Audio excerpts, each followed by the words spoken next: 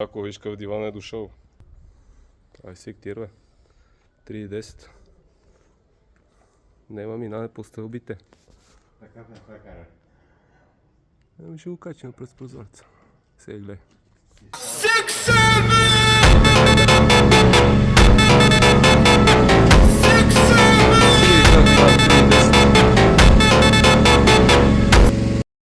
Аме? Какъв комарник? Няма, бе. Еми, браво, момчета, шампиони сте.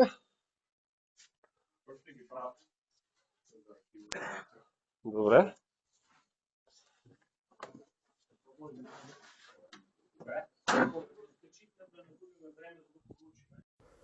Ето го, дивана вече си е на мястото.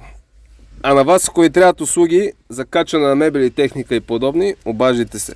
Преместиме.com. Там, където няма асансьор, ние имаме. Харесайте клипчето. Хубав ден!